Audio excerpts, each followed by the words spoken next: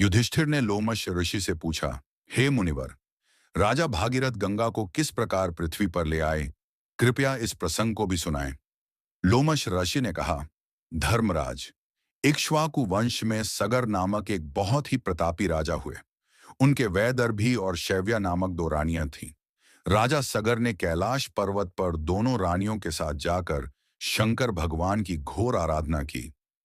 उनकी तपस्या से प्रसन्न होकर भगवान शंकर ने उनसे कहा कि हे राजन, तुमने पुत्र प्राप्ति की कामना से मेरी आराधना की है, अतएव मैं वरदान देता हूं कि तुम्हारी एक रानी के 60,000 पुत्र होंगे, किंतु दूसरी रानी से तुम्हारा वंश चलाने वाला एक ही संतान होगा। इतना कहकर शंकर भगवान अंतर्ध्यान हो गए। समय बीतने पर शैव्या ने असमंज नामक एक अत्यंत रूपवान पुत्र को जन्म दिया और वैदर्भी के गर्भ से एक तुम्बी उत्पन्न हुई, जिसे फोड़ने पर 60,000 पुत्र निकले। कालचक्र बीतता गया और असमंज का अंशुमान नामक पुत्र उत्पन्न हुआ। असमंज अत्यंत दुष्ट प्रकृति का था, इसलिए राजा सगर ने उसे अपने देश से निष्कासित कर दिया। फिर एक बार राजा सगर ने अश्वमेघ यज्ञ करने की दीक्षा ली। अश्वमेघ यज्ञ का श्यामकर्ण घोड़ा छोड़ दिया गया और उसके पीछे पीछे राजा सगर के 60,000 पुत्र अपनी विशाल सेना के साथ चलने लगे। सगर के इस अश्वमेघ यज्ञ से भयभीत होकर देवराज इंद्र ने अवसर पाकर उस घोड़े को चुरा लिया और उसे ले जाकर कपिल मुनि के आश्रम में बांध दिया। उस समय कपिल मुनि ध्यान में लीन थे, अतः उन्हें इस बात का पता ही न चला। इधर सगर के 60,000 पुत्रों ने घोड़े को पृथ्वी के हर एक स्थान पर ढूंढा, किंतु उसका पता न लग सका। वे घोड़े को खोजते हुए पृथ्वी को खोदकर पाताल लोक तक पहुंच गए, जहां अपने आश्रम में कपिल मुनि तपस्या कर रहे थे और वहीं पर वह घोड़ा बंधा हुआ था। सगर के पुत्रों ने यह समझकर कि घोड़े को कपिल मुनि ही चुरा लाए हैं, कपिल मुनि को कटुवचन सुनाना आरंभ कर दिया। अपने निरादर से कुपित होकर कपिल मुनि ने राजा सगर के 60,000 पुत्रों को अपने क्रोधाग्नि से भस्म कर दिया। जब सगर को नारद मुनि के द्वारा अपने 60,000 पुत्रों के भस्म हो जाने का समाचार मिला, तो वे अपने पौत्र अंशुमान को बुलाकर बोले कि बेटा, तुम्हारे 60,000 दादाओं को मेरे कारण कपिल मुनि की क्रोधाग्नि में भस्म हो जाना पड़ा। अब तुम कपिल मुनि के आश्रम में जाकर उनसे क्षमा प्रार्थना करके उस घोड़े को ले आओ। अंशुमान अपने दादाओं के बनाए हुए रास्ते से चलकर कपिल मुनि के आश्रम में जा पहुंचे। वहां पहुंचकर उन्होंने अपनी प्रार्थना एवं मृदु व्यवहार से कपिल मुनि को प्रसन्न कर लिया। कपिल मुनि ने प्रसन्न होकर उन्हें वर मांगने के लिए कहा। अंशुमान बोले कि मुने, कृपा करके हमारा अश्व लौटा दें और हमारे दादाओं के उद्धार का कोई उपाय बताएं। कपिल मुनि ने घोड़ा लौटाते हुए कहा कि वत्स, अब तुम्हारे दादाओं का उद्धार केवल गंगा के जल से तर्पण करने पर ही हो सकता है। अंशुमान ने यज्ञ का अश्व लाकर सगर का अश्वमेघ यज्ञ पूर्ण करा दिया।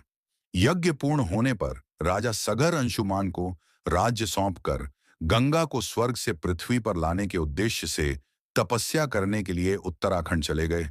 इस प्रकार तपस्या करते करते उनका स्वर्गवास हो गया। अंशुमान के पुत्र का नाम दिलीप था। दिलीप के बड़े होने पर अंशुमान भी दिलीप को राज्य सौंपकर गंगा को स्वर्ग से पृथ्वी पर लाने के उद्देश्य से तपस्या करने के लिए उत्तराखंड चले गए, किंतु वे भी गंगा को स्वर्ग से पृथ्वी पर लाने में सफल न हो सके। दिलीप के पुत्र का नाम भगीरथ था। भगीरथ के बड़े होने पर दिलीप ने भी भगीरथ को राज्य सौंपकर गंगा को स्वर्ग से पृथ्वी पर लाने के उद्देश्य से तपस्या करने के लिए उत्तराखंड चले गए, किंतु वे भी गंगा को स्वर्ग से पृथ्वी पर लाने में उन्हें भी असफलता ही हाथ आई। अंत में दिलीप के पुत्र भगीरथ ने घोर तपस्या की।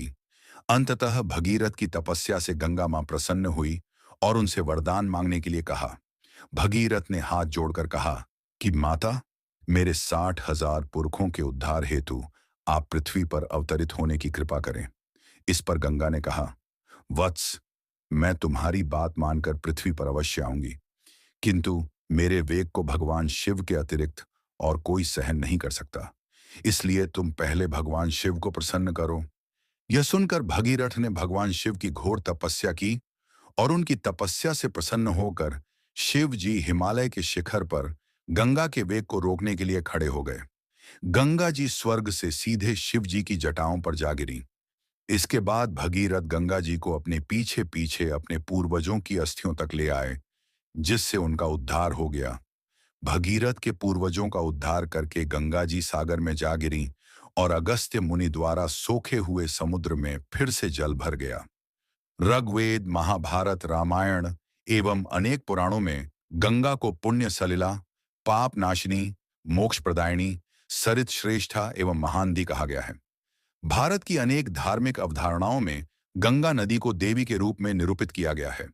गंगा नदी अपने विशेष जल और इसके विशेष गुण के कारण मूल्यवान मानी जाती है। इसका जल अपनी शुद्धता और पवित्रता को लंबे समय तक बनाए रखता है। मां गंगा की अनेक विशेषताओं के कारण यह हिंदू धर्म में सर्वश्रेष्ठ पूजनीय नदी है। गंगा नदी में स्नान या केवल दर्शन ही कर लेना बहुत महत्वपूर्ण समझा जाता है।